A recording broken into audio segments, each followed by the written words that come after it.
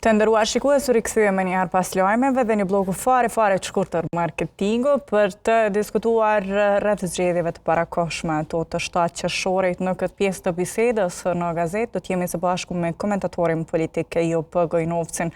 Zotri Gojnovci, mirë se vjen në gazetë. Mirë se gjej, faleminderit për ftesë. Janë 22 parti, 3 koalicione që po i drejtohen 7 qershorit. Si sheh?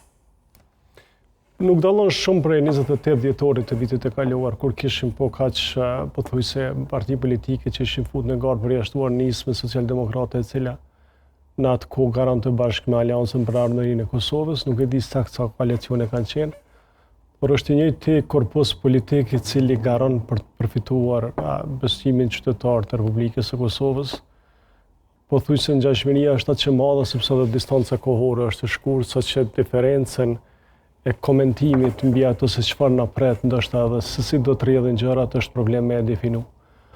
Unë e shoh si një përsëritje të 28 shkurtit, madje edhe brenda programeve të 28 dhjetorit, të vitit të kaluar, madje edhe programet politike nuk e shoh se do të kenë mundësi që partitë politike të bëjnë ndërhyrje substanciale edhe të na ofrojnë me diçka të re, sepse ato ende pa u konsumuar si narracion politik erdhëm në situatën kur t'i komentojmë sërish ose të garojnë sërish ato me ato plan programe. Prandaj mendoj që është një déjà vu politike e 28 dhjetorit të vitit të kaluar. A mund t'jetë edhe një déjà vu me qenë se përmendet dhe në fakt ngjason pak me një situatë të vitit 2021, zotri Gojnovci, për tash në një rrethon tjetër. Kur them déjà vu, ajo që kishte ndodhur në vitin 2021, kur Vjosa Osmani garonte së bashku në një listë me Albin Kurtin, pra një bashkëpunim vetëvendosje lista Guxo. Albin Kurti për kryeministër, Vjosa Osmani për presidente. Në një farë forme e njëjta gjë po ndodh tani, pra veç kandidati për kryeministër dhe partia ka ndryshuar. Pra është LDK ajo me cilën do të garoj Vjosa Osmani dhe Abdi Gjiku si kandidat për kryeministër. A është kjo një përpjekje e njëjtë sikurse ajo e vitit 2021? Përpjekja mund të jetë e njëjtë. Lidhja Demokratike e Kosovës konsideron ndoshta që nëpërmes përsëritjes së kësaj situate ku zonja Vjosa Osmani që pritur me 2021 mjaftohet shumë mirë nga elektorati i Kosovës, por duhet kemi parasysh një diçka gjithçka tjetër është të ndryshme përveç përpjekjes. Të ndryshme ka qenë rrethonat e bashkimit të zonjës Osmani atëherë me lëvizje vetëvendosje, të ndryshme janë sot bashkimi i zonjës Osmani me Lidhjen Demokratike të Kosovës.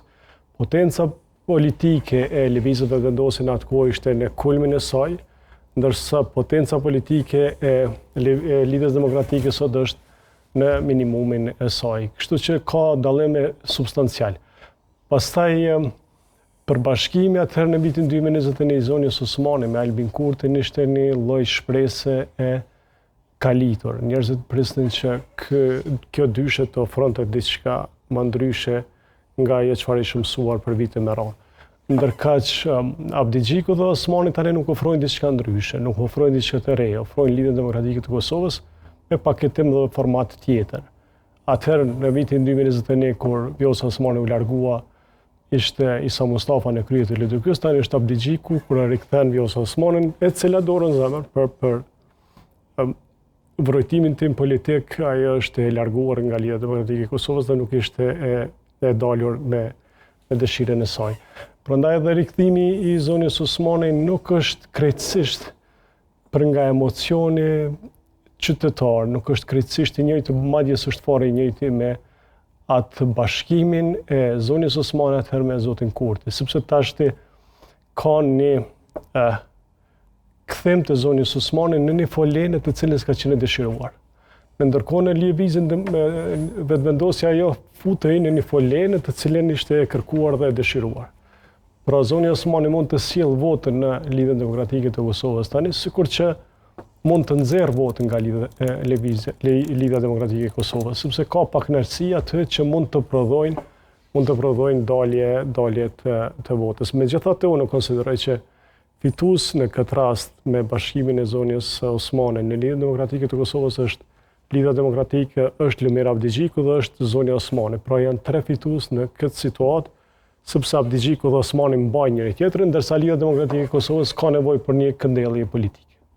Në fakt, për LDK-n, kur diskutojmë, sepse i gjithë fokusi i diskutimit në këto zgjedhje 7 qershorit përkundër prej atyre ndryshe prej atyre që mbajtën në dhjetor është për shkak të përballjes Kurti Osmani në një farë forme, por çka edhe nuk po e diskutojmë është ndoshta se sa do të dëmtohet Lidhja Demokratike e Kosovës me ardhjen e listës së Vjosa Osmanit në atë përbërje, meqense se Vjosa Osmani po shohim që i ka figurat e veta, figurat të reja, të cilat do t'i vendos në atë listë që i bie.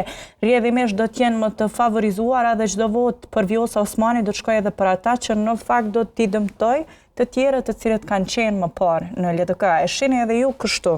Po pikërisht është kjo, sepse diku e kam lexuar se do të shkojmë me 15 persona, diku me 20 persona zonja Osmani dhe ata 15 persona, 20 persona sado që t'jenë do të zënë vendin e dikujt aty brenda.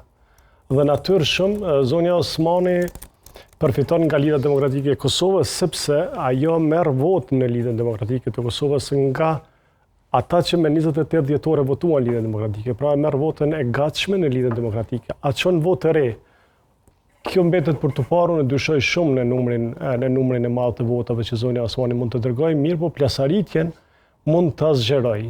Atë plasaritje e cila sot ekziston në Lidhjen Demokratike të Kosovës dhe jo kompaktësim partijake që ka për brenda, zonja Osmani vetëm mund të, si të them, të shërbejë si benzinë në zjarr, sepse eksponent të fuqishëm aty të Lidhjes Demokratike të Kosovës, si shefja e grupit parlamentar, është kryeministri i Republikës së Kosovës, zoti Hoti, zonja Bajrami dhe disa të tjerë aty, tashmë veç janë publikisht janë shprehur për kundër ndoshta jo në tërësinë e saj Vjosa Osmanit, por të paktën nuk kanë një mikpritje reale. Gjithashtu, nëse keni pas rastin të shihni dhe sot zoti Agim Beliu kishte një reagim interesant për zonjën Osmani, dje kishte zoti Isa Mustafa ose Partje, nëse nuk gabon, madje zoti Mustafa ishte mjaft i ashpër me formën politike të reagimit. Mendoj që zonja Osmani do të prodhojë aty një plasaritje të re, por që zonja Osmani ka karakter të tillë të luftëtares e cila në fund të ditës nuk llogarit shumë në dëmet që i shkakton, në fund të ditës e llogarit në dobin që ajo përfiton. Pra është një tip politikane machiavelliste e cila dëshiron të arrijë rezultatet që ajo synon, pavarësisht kostos që mund të prodhojë për taborin politik ku vepron. Pra që mund të dëmtohet në një farë forme LDK. Patjetër, dhe vetmja formë e cila nuk do të, si të them, nuk ta zgjaton të dëmin në Lidhjen Demokratike të Kosovës, janë dy skenarë të mundshëm. E para është që Lidhja Demokratike e Kosovës të fitojë një numër konsiderueshëm votash, lëvizja vendosë të bie në mundësinë e krijimit të qeverisë së vetme, dhe bashkërisht me Lidhjen Demokratike të Kosovës të krijonin institucionet e Kosovës, dhe kështu, si them, do të shndrojnë një kurrë shëndetësore politike për Lidhjen Demokratike e Kosovës, inkuadrimi i saj në qeveri. Për shkak se dhe kulturalisht shumë eksponentë të Lidhjes Demokratike të Kosovës, por veçanërisht ata të fuqishmit kanë dëshmuar që për ta ka rëndësi ku janë ata personalisht më shumë se sa ku është partia dhe ku është Kosova me gjendjen e vetë politike. Për ta është mirë atëherë kur ata janë mirë, ndërsa për ta është keq edhe nëse është mirë situata e përgjithshme, por nëse ata nuk kanë pozicione është keq. Prandaj unë mendoj që nëse ata do të futet Lidhja Demokratike e Kosovës, do të jetë partner koalicioni nesër, qoftë me lëvizjen vetëvendose ose potencialisht edhe me subjekte të tjera politike marrësisht për rezultatet që mund të kemi, atëherë rehabilitimi i pakënaqësive do të jetë shumë më i lehtë, sepse njerëzit do të marrin pozicione, do të akomodohen në për struktura shtetërore dhe kësaj do ta shohin dobin e përfituar nga momenti i zgjedhjeve të këtij 7 qershori. Në të kundërtën, nëse rezultati do të jetë i pakënaqshëm, unë nuk shoh dritë pozitive në të ardhmen e Lidhjes Demokratike për një kohë relativisht të gjatë. Ka edhe një skenar tjetër eventualisht nëse do të kemi që unë e shoh dhe që natyrshëm mund mos jetë krejtësisht i qelluar, sepse kur flasim për të ardhmen nuk do të thotë që mund ta dimë se çfarë do ndodh, por nëse Lidhja Demokratike e Kosovës bëhet partner me dikë në krijimin e institucioneve qeveritare të kuvendit dhe të presidentes, atëherë do të kemi një situatë kur zoti Abdigjiku mund ta spostoj veten nga kryetari i Lidhjes Demokratike, të merr një funksion të lartë shtetëror, të zhvendoset atë ndoshta me gjysmë autoritet ose me autoritet të plot zonja Vjosa Osmani dhe kësaj të kemi një rikthim të ndryshëm komplet të fytyrës së Lidhjes Demokratike të Kosovës, sepse reforma e Abdigjikut do të mbetet në gjys, do të fillojë diçka tjetër e Osmanit ose dikujt tjetër që mund të vijë dhe prapë ata do të realizojnë vetëm, por për elektoratin dhe mbështetësit e Lidhjes Demokratike të Kosovës do të jetë një situatë e paqartë komplet. Diskutim interesant ky zotri Gojnovci, dhe kur jemi tek zgjedhjet e 7 qershorit, kam pyetur shumë të ftuara, shkuam në zgjedhje për shkak të 2 personave, të Kurtit dhe të Osmanit? Jo.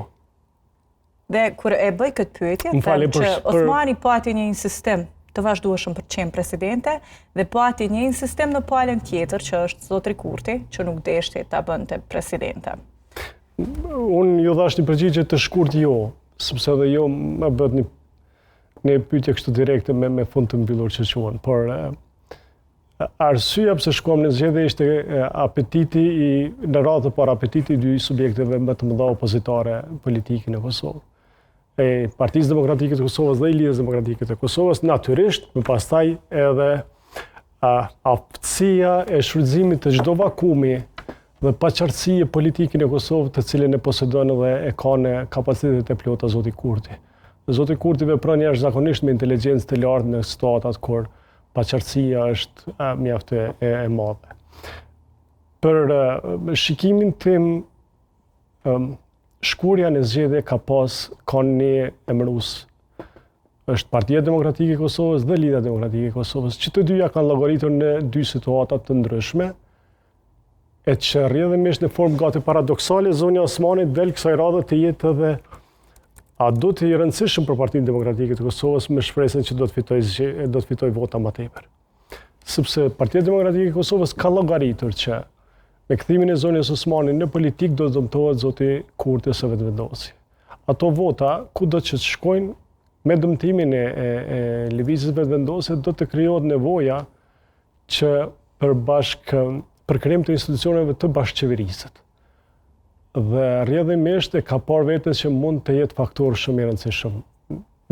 Ky është elementi 1. Elementi 2 është që Partia Demokratike e Kosovës, sikur ne krejt shqiptarët e Kosovës, kemi pritur që vendimi i gjykatën e Hagës të jetë një vendim pozitiv, dhe unë besoj që duhet jetë i tillë, dhe të përfitonte nga frekuenca e emocionit moral, por edhe politik që mund të përkthehej me lirimin e zotit Hashim Thaçi, Katri Veseli, Jakub Krasniqi dhe Recep Selimi.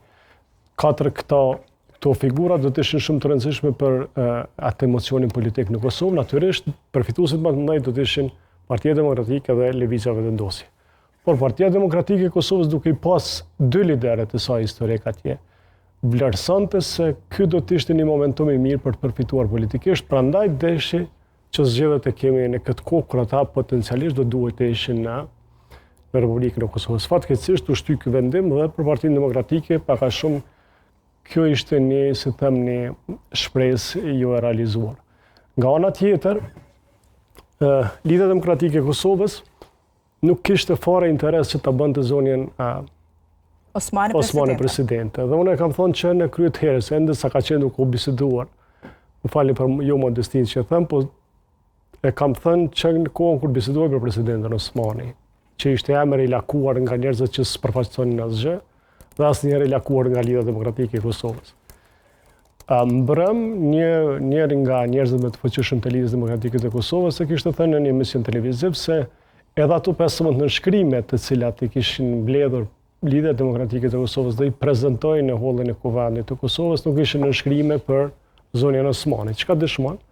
Se ata nuk kishin interes për zonjën Osmani që të jetë president e vendit. Por çfarë donte Lidhja Demokratike ishte që duke qenë zonja Osmani jashtë presidencës, ta merrnin në partinë e tyre, ta shfrytëzonin votën vakante të cilën ajo mund ta sillte ose atë votën që kishte shkuar te Lëvizja Vetëvendose, kësaj ta rresin subjektin e tyre politik. Dhe zoti Abdigjiku ka llogaritur mirë në këtë situatë sepse për të kalimi i pragut 13 tani ku është 13% të votave shumë e rëndësishëm. Përndryshe, çdo rezultat nën pragun 13% që ishte në zgjedhjet e 28 dhjetorit do të thotë lëkundje serioze ka rrikës së tij. Prandaj të gjitha llogaritja janë bërë që të shkohet në zgjedhje nga partitë opozitare. Në anën tjetër, Lëvizja Vetëvendosje s'kishte kurfar arsye logjike që të shkojë në zgjedhje sepse afërmendsh është goxha e zorshme të përsëritet rezultati i 28 dhjetorit. Aq më tepër tani kur në garë është futur edhe një konkurrente të cilën e ka përkrahur edhe vet dhe të cilës i ka dhënë një votë të jashtëzakonshme dikur.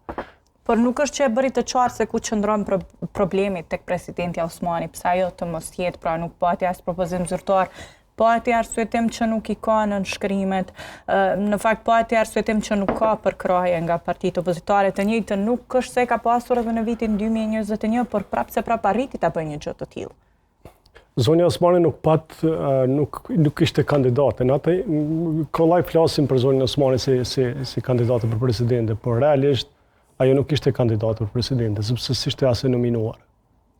Nuk e plotësoi, madje nuk ishte as emër i përvetshëm i përfolur. Ishte emër mediatik dhe emër i kuluarave politike her pas here. Disa informacione jo krejtësisht ndoshta të verifikuara me saktësi flasin që Abdi Gjiku në njërin nga takimet me zotin Kurti ka thënë mund të flasim për secilin, por jo për zonjën Osmani për president. Pra e kanë dëbuar që në krye të negociatave. Tani, kjo sot qëndron nuk e di, por unë mendoj që Lidhja Demokratike e Kosovës ka bërë një lojë jo të drejtë me zonjën Osmani, duke përdorur në momentet e fundit, në minutat e fundit e emrin e saj, duke ngritur letrën me 15 nënshkrime sikur gjoja se janë të zonjës Osmani, mirë po nëse dëgjohet me kujdes fjalia që tha zoti Abdi Gjiku atë natë, nuk ishte që këto janë nënshkrime për zonjën Osmani, po tha mund të jenë edhe për zonjën Osmani. Pra mund të jenë edhe për zonjën Osmani, nënkuptonte që s'është për zonjën Osmani, po mund të jenë për të. Kësaj ata deshen ta kenë zonjën Osmani si gjokerin në dorën e tyre për ta shfrytzuar kësaj radhe dhe për ta akumuluar votën e humbur gjatë zgjedhjeve veçanërisht gjatë zgjedhjeve të vitit 2021, por edhe zgjedhjeve pasuese. Mirëpo Lidhja Demokratike e Kosovës edhe një fjali rreth kësaj pjese, sepse Lidhja Demokratike e Kosovës nuk duhet të faturojë gjithë dështimet prej vitit 2021 që ndej Vjosa Osmanit. Duhet të jemi korrekt, zonja Vjosa Osmani ka qenë një presidente e mirë. Unë mendoj që ajo ka qëndosh ta vazhdonte të ishte presidente e Kosovës për shkak të kontaktet të saj ndërkombëtar veçanërisht, rolit të saj pozitiv veçanërisht në 2-3 vjetët e fundit dhe përvojës së saj të krijuar. Por zonja Osmani në javën e fundit të detyrës së saj si presidente bëri disa gabime për të cilat i ka bërë opinionit publik të Kosovës. Ta zamon se qytetari i Kosovës nuk njihem rahat nëse na udhëheq dikush i rrezikshëm, dhe zonja Osmani duhet na tregoj kush janë ata njerëz të rrezikshëm që na udhëheqin. Nëse ata janë njerëz të rrezikshëm që na udhëheqin, pse bashkëpunojmë me ta 5 vjet? Po ashtu nëse janë njerëz të rrezikshëm që na udhëheqin, pse kërkon nga ta që ta zgjedhin këtë presidente dhe kjo të punojë me njerëz të rrezikshëm? Pra janë disa dilema serioze që ajo ka ngritur jo vetëm me këtë rast, por edhe me çështjen e dekretit edhe me çështjen e mbledhjes së partive politike për përcaktimin e zgjedhjeve ende pa përfunduar gjithçka, luante rolin e një monarkeje e që realisht përbën shkelje serioze të normave kushtetuese të Republikës Kosovës dhe sistemit ton plural dhe jo monarkist që kemi. Tani kjo mund të tingëlloj shumë më ashpër, por kjo është e vërteta e sjelljes së tyre, jo e vërteta e asaj çka thonë. Kështu ka qenë sjellja. Por se Lidhja Demokratike nuk duhet ta fajsoj zonën Osmani, isha duke thënë sepse në radhë të parë larguan vetë zonën Osmani. Në radhë të dytë Lidhja Demokratike e Kosovës më shumë se zonjës Osmani ka vështirën veprimeve të veta, argëzimit të qeverisë në kohë pandemie. Konsideroni që është ajo absolutisht po, absolutisht po, dhe kjo nuk kishte rastësisht zgjidhet një qeveri në kohë pandemie, në kohën kur shtetet të cilat nuk kishin qeveri bëheshin bashk, partitë politike opozitare në për Evropë, ndërkohë neve na argëzohet një qeveri në kohën kur vdesnin me shumë njerëz brenda ditës dhe e nesërmja nuk dihej se çfarë do të na sillte. Po ashtu kjo ishte qeveri të cilën erxoi Kushtetuta e Kosovës sepse u konsideruar që një prej deputetëve ka pas probleme me Kushtetutën. Kjo nuk ishte falshme nga qytetarët e Kosovës, sepse mbetëm vend pa institucione në kohën kur me 10 njerëz infektoheshin, ishim të mbyllur dhe asgjë nuk dije për fatin e secilit nesër. Kjo nuk ishte një situatë e zakonshme dhe ky është një autogol, nëse mund të shprehem kështu, në terma sporti i Lidhjes Demokratike të Kosovës në politikën dhe një situatë pa precedent, një gjest çuditërisht i dëmshëm i cili ka me dëmtu Lidhjen Demokratike të Kosovës për një kohë të gjatë. Dhe këtë nuk ja ka fal qytetari i Kosovës dhe nuk besoj që do ta harroj fare lehtë. Nuk ishte krejtësisht e rastësishme ai kalim prej bashkëm se 20% të votuesve në kampin e vetëvendosjes me njerë mas ti rasti, dhe nuk e dërgoj atë Zonja Osmani, sepse Zonja Osmani sot nuk e ka peshen relevante të 20% të votuesve të Kosovës, po ta kishte këtë peshe e do të futeve. Në fakt, Zotri Gojnovci ndoshta nuk e përdor veç LDK Osmanin, edhe Osmani e përdor LDK-n sepse ndoshta për një kohë të gjatë, edhe nëse do të zgjidhej çështja e presidentit apo presidentes në këtë rast, do të ishte ndoshta e fshehur diku duke planifikuar diçka për zgjedhjet e ardhshme, të cilat do të mbaheshin kushtetisë kur. Po nuk e di, Zonja Osmani nuk pati guxim që të shkojë vetëm në zgjedhje. Që të kryoj qoftë një iniciativë qytetare, ajo tani po i bashkohet Lidhjes Demokratike të Kosovës, nuk e di në çfarë kapaciteti, çfarë cilësie, nëse do të jetë politikane e antarësuar në Lidhjen Demokratike ose do të jetë si një grup njerëzish pa një identitet të qartë subjekti, por se Zonja Osmani çfarë do të bënte nesër nuk e di. Zonja Osmani ka dëmtuar natyrshëm Lidhjen Demokratike të Kosovës, kjo nuk abstrahohet. Ama t'i faturohet Zonjës Osmani gjithë dështimi 5-6 vjeçar i Lidhjes Demokratike të Kosovës nga zgjedhjet në zgjedhje është pak problematike. Asgjë se ka dëmtuar Zonja Osmani Lidhjen Demokratike të Kosovës gjatë vitit 2025 kur patëm dy parë zgjedhje, dhe në një hark kohor prej vetëm 10 muajve, Lidhja Demokratike ka pësuar një rënje prej 5 vendeve në kumandin e Kosovës, ose në total mesatarisht 30% në ramje në elektorat, që është e jashtëzakonshme për një subjekt politik në traditë që është Lidhja Demokratike e Kosovës. Çfarë po bën në fakt Zonja Osmani kohëve të fundit është edhe që po i merr edhe disa prej figurave që ka garuar së bashku me ta në vitin 2021 me listën Guxë, pra disa prej tyre janë Jeta Statovci, Haxhi Avdyli dhe Albena Reshitaj. Pra megjithatë në anën tjetër vazhdon koalicioni zyrtar me listën Guxë sa i përket lëvizjes vetëvendosje alternativës dhe PDSH-s në anën tjetër, pra ka një koalicion zyrtar, nuk ka qëndrim zyrtar të listës Guxë, ka veç disa figura që po i bashkuan Zonjës Osmani. Si po e analizoni ju këtë situatë? Zonja Osmani nuk është hisedare më në partinë Guxë, sepse ato kushtetuta sanksionon. Në momentin që ajo ka marrë pozitën e kryetares së vendit, ajo ka qëndosh ta liroj pozitën dhe të mos ketë rol partijak. Secili nga deputetët që tash po kalon në taborin e Zonjës Osmani nga Guxë bën një veprim të cilin e gjykon vetë se është më i miri i mundshëm.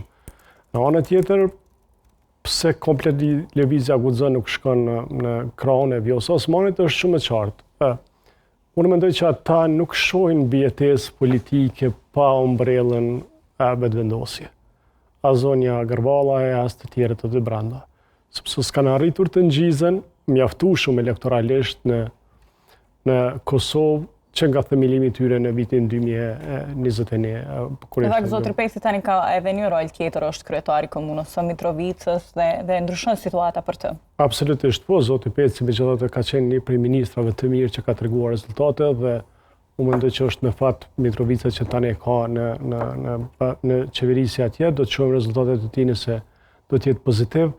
Por në rrafshin partijak nuk është se po dëgjohet as zëri i tij. Kishte një takim Zonja Osmani me Zotin Peci sa e vizitoi në Mitrovicë dhe në bazë të asaj çfarë u pa, sepse ju si gazetare vreni shumë herë më tepër atë se çfarë shihet se sa të çfarë thuhet.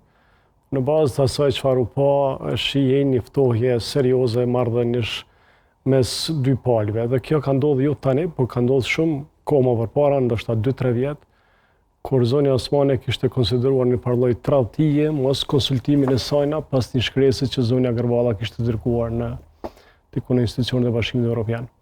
Kjo marrëdhënie e tyre nuk është as për çudi mos, sepse lëvizja guxo është në situatën kur nuk guxon të lëviz nga lëvizjeve të vendosjen, ndërsa këta që po lëvizin të zonja Osmani, i bie që kanë edhe një farë lloj elektorati të ndërtuar ndoshta për këto vite. Por krejt ky elektorat nuk është besnik dhe nuk tërhiqet me automatizëm asnjëherë.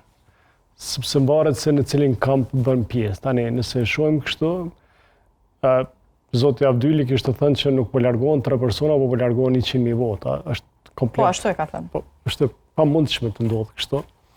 Sepse nëse llogaritet kështu edhe zonja Osmani kishte 300.000 vota, dhe 100.000 këta 3 që i morën 3 deputetët, bie që 400.000 vota kanë lëvizur, atëherë lëvizja vendosur do të bie në 0 vota. Po nuk ka kuptim politik kjo, sepse lëvizja vendosur ka aq 400.000 vota. Por jo me automatizëm këta që u larguan nga Lidhja Demokratike atëherë shkuan 100% votat e tyre në vendosës, sikur që tani votat e zonjës Osmane, 300.000 vota që kishte mitin 2021, do të transferohen komplet në kampin e Lidhjes Demokratike. Nuk bartën asnjëherë. Ne kemi pas edhe raste, edhe më herët kemi pas një prej politikanëve shumë të votuar në Kosovë, që është zoti Fatmir Limaj, i cili me daljen nga Partia Demokratike e Kosovës nuk arriti të rri me këmbët, ndërkohë në Partinë Demokratike gjithmonë bënte pjesë në dyshën, treshën më të votuar të subjektit politik. Pra, elektorati në Kosovë nuk voton shumë kollaj e emra të përveçshëm, përveç liderëve, por është shumë më tepër i lidhur me siglen partijake, me akronimet e tyre, sepse ju qëndron besnik atyre. Ndoshta është më interesante të lidhet edhe që ka shumë rëndësi edhe momentumi kur edhe bëhen zgjedhjet edhe se çfarë po ndodh. Megjithatë çfarë po ndodh në botë ne po e dim zotri Gojnovci, ka luftra e ne merremi me zgjedhje. 5 zgjedhje për brenda një viti 18 muaj, diçka kështu që bie më shumë se një vit. E përmendet zotrin Limaj si e pat letrën drejtuar PDK-s ku i kërkon që të jenë bashkë dhe që të ketë pjesë e kuvendit, zotri Limaj. Zoti Limaj ka të drejtë që t'i kërkoj Partisë Demokratike të Kosovës që t'i bëj vend në listën e Partisë Demokratike për zgjedhjes, sepse ai beson që do t'a fuqizoj Partinë Demokratike dhe unë besoj që do të kishte një hap pozitiv për Partinë Demokratike të Kosovës.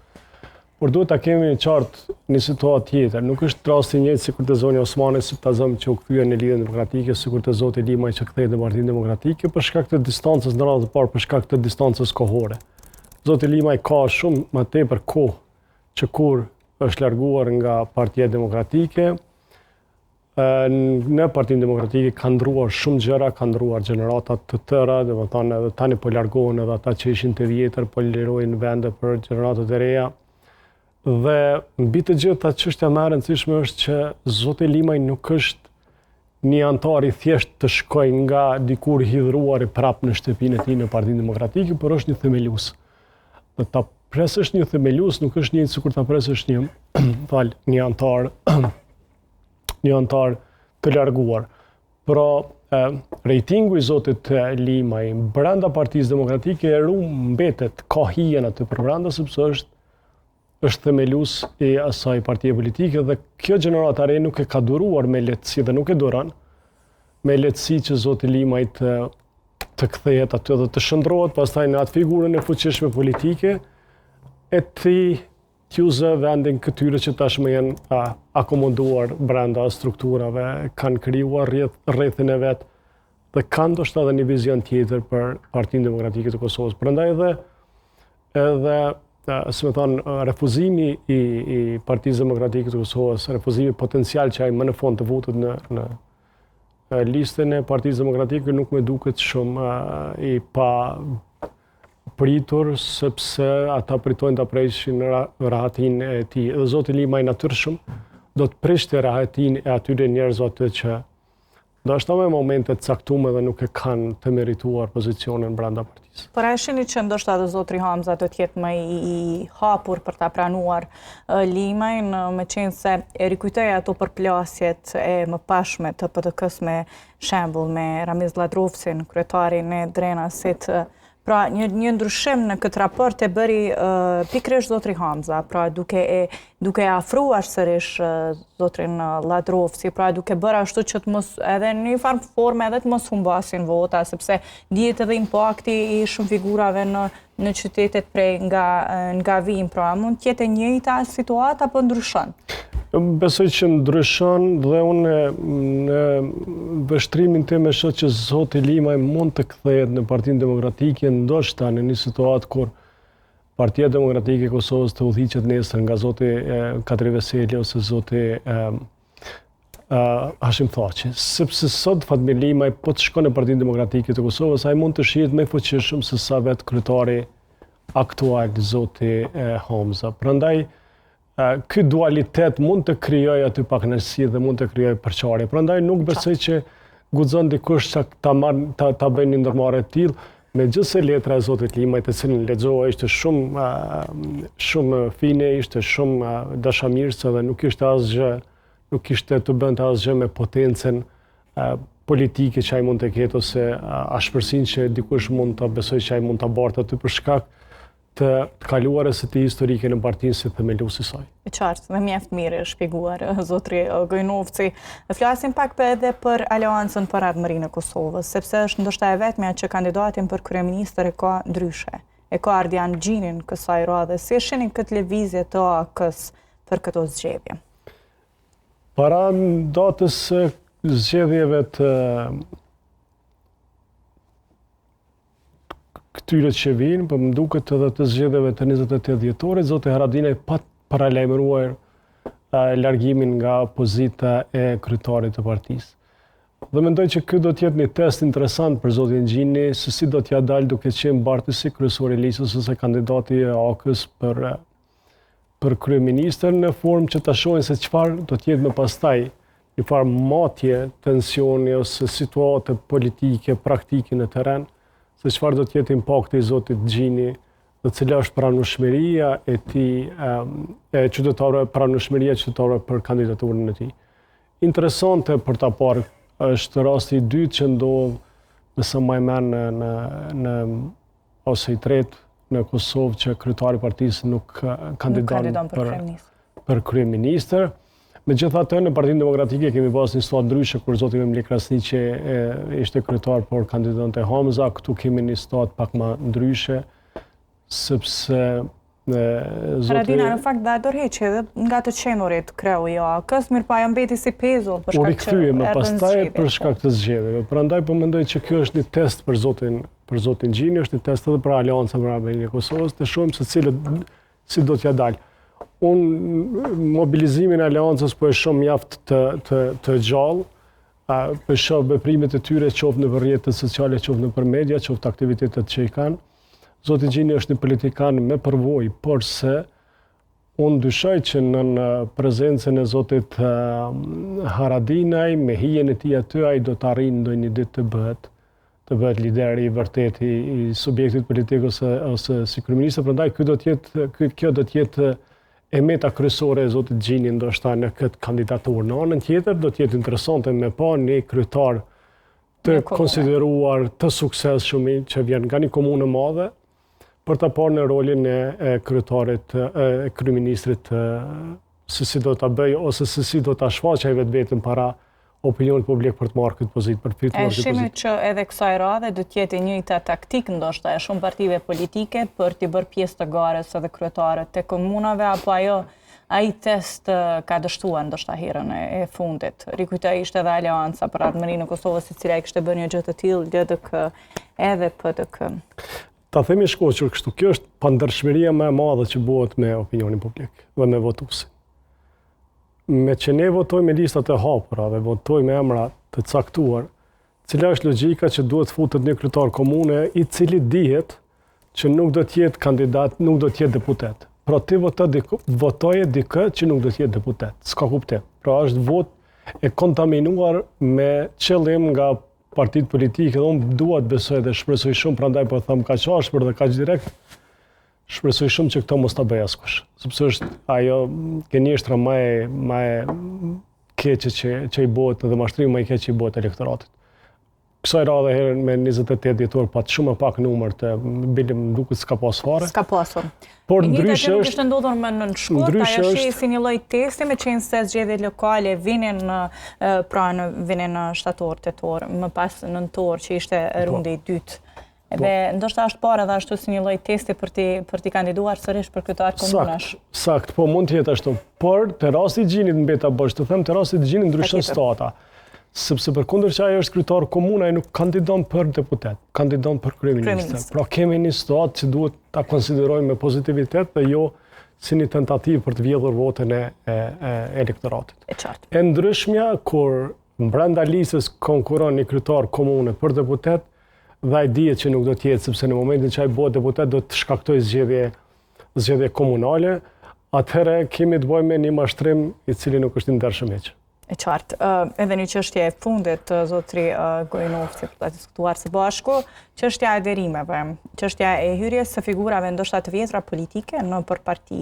Shembulli pam sot të publikuara në fakt në faqen zyrtare të Vjosa Osmani disa prej figurave të cilat do të jenë së bashku me tërë në garë, gjithashtu kemi parë edhe në për parti të tjera, siç është PDK, shembull Aida Dërgutin, që ishte pjesë e lëvizjes së vetëvendosje dikur sot gjatë ditës se dëgjova në një intervistë që për plasjen e vetme me zotrin Hamza kam pasur për shkak të numrit që dëshiron të ishte më në fund, sepse të mos krijon më pas të mos krijoj edhe probleme brenda partisë, sepse dihet që numrat e kanë atë rëndësinë e vet kur shkojmë në zgjedhje bëhet fjalë për lista zgjedhore. Ka edhe figura të tjera, e përmenda veç Zonja Dërguti, por ka edhe të tjera do të ketë, sepse do t'i shohim ditëve në vazhdim si po i shihni ju këto. Thotë të drejtën, këto aderime ndonjëherë janë të mira pozitive. Në rastin e Zonjës Dërguti e kam pa me simpati, sepse Zonja Dërguti ka një përvojë në politikë, është një zonjë cila ka dhënë kontributin e saj edhe jashtë politikës edhe gjatë kohës së luftës dhe ka një kapacitet intelektual të ndërtuar dhe një memorie institucionale mirëfilli. Për mua të gjitha aderimet të cilat nuk ka një bazë politike të shëndosh ose një profil të qartë profesional janë aderime të këqija të kota. Janë aderime për ta gënjur dhe unë jam gjithmonë kundër dhe më irriton gjithmonë situata kur gënjehet qytetare. Kishim një prej aderimeve që pash këtë ditë, nuk duam, falnin t'ja përmend emrin për shkak konsideratës, po vërtet duhet të largohemi nga aderimet të cilat janë numra dhe emra influencerësh ose me ndikim lokal e tjera. Në Parlamentin e Kosovës duhet të ketë njerëz që dinë të lexojnë, dinë të kuptojnë, dinë të bëjnë ligje që na bëjnë jetën më të mirë neve. Jo njerëz që ngrisin duar dhe njerëz që krijojnë vota në terren. Duhet ta ndërtojnë një parlament ku zonjat dhe zotrit janë mendje dhe jo numra. Sepse ai ka hije shtetit e Kosovës dhe qytetarët e Kosovës dhe dëshmorëve dhe martëdhjet që kanë rënë për vendin tonë. Dhe të mos tallemi me njerëz sa për të krijuar numra dhe sa për të krijuar idenë që ne po përfshijmë edhe kategori të ndryshme. Respekt për secilin profesionist, respekt për secilin njeri i cili ka arritur diçka në jetën e tij, por Parlamenti i Kosovës nuk është një klub ku duhet të mblidhen secili se ka një numër më shumë të followersave dikum, po njerëz që kanë një background të mirë e intelektual, kanë një ndërtim profesional dhe kanë një dije dhe vetdije kombëtare në nivelin maksimal të mundshëm. Ne ballafaqohemi për çdo ditë me agresione të ndryshme, qoftë ato shpesh që nuk i shohim hiç, po ato që i shohim, në ndërkohë nuk duhet që të kemi luksin që ta popullojmë institucionin më të lartë të vendit me figura që nuk e meritojnë të jenë aty. Dhe në momentin që ti e sheh që ai nuk të përfaqëson, nuk do duhet të ishte ai aty. Pavarësisht cilit subjekt politik i takon dhe duhet të, si me thonë, të pastrohet shtëpia kryesore e demokracisë në vend nga gjithë farë profilesh që sjellin votë, por nuk sjellin cilësi. Ju falenderoj shumë, zotri Gojnovci, që ishit pjesë gazetës sot. I falënderoj shumë. Të nderuar shikues, ishim të bashku me komentatorin politike Jup Gojnovcin, teksa do të shkëputemi me një blog fare të shkurtër marketingu për të vazhduar me pjesë tjera të gazetës. Paco Supreme,